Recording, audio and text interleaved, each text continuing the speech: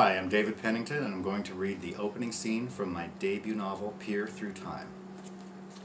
September 19th, 2079. Prowling around in an empty office late at night may have been a bad idea, particularly in high heels. Sarah Drake stopped and leaned against the wall to remove her shoes. She dropped the left one, its heel clattering alarmingly loud on the corridor floor.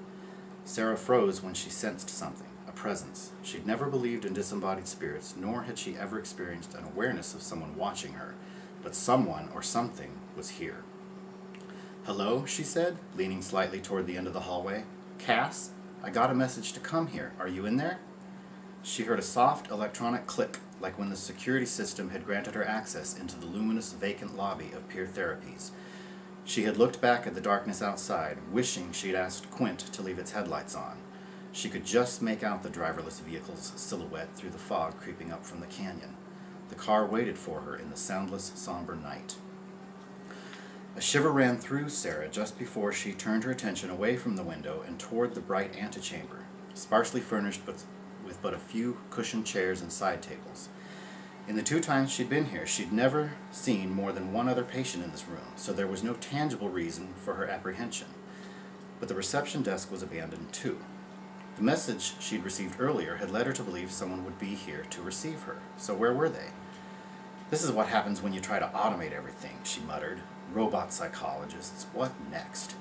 She reviewed the message with her cybernetic optical implant. "Mrs. Drake, please return to your local branch of Peer Therapies. Earlier today you left behind an important item. Our apologies for the late hour, but we must return it to you right away." It wasn't that late, 10:45, and Sarah Drake wasn't tired. She was bored and ready to try new things, venture into the unknown. Seeking psychological counseling had been a giant step into the unknown. Her son's recent suicide had sparked something in her, a will to delve deeper than she'd ever allowed, a will to try and understand why she'd abandoned her own flesh and blood. Eric was a killer, a failure, a piece of garbage that should have been incinerated instead of being allowed to rot and become fetid. That had been her perspective for the past 7 decades, until Eric took his own life. After that, all the other reasons faded away, and she was left staring at herself in the mirror, as if reading her own mind for the first time. What she saw said that Eric was an embarrassment. That was the sole reason she had cut him out of her life. It was all about how his actions reflected on her. She only knew one therapist employed here, a male named Cass, no last name. Employed and male may not be the appropriate terms, because Cass was a machine. Not that it was polite to call them that. Synthetic humans or androids were the more acceptable terms, but in the relative privacy of their own home, she and Phil referred to Cass and his kind as robots. Did they have homes, or did they sleep here in the office? Did they even need sleep? Probably not. Cass was likely here in his office, powered down. Sarah had walked past the reception desk and into a corridor illuminated by a soft glow. Now she picked her shoe up off the floor and held both shoes in one hand. "Hello?" she called again, raising her voice. The doorway to her therapist's office was at the end of the corridor. She should march right up to it and announce herself. But something inside her made her hesitate. She couldn't think of any items she was missing, and even if she had left something here, she could retrieve it in the morning. There was no reason for her to be here an hour before midnight. Her boredom, along with her desire to momentarily escape from Phil, had brought her here. That, and the message, and her own agenda. 110 years of life. So many things she'd forgotten, and others she'd like to forget. She'd heard rumors that such a thing might be possible. Nanobots fiddling around in your brain, modifying or eradicating only certain memories.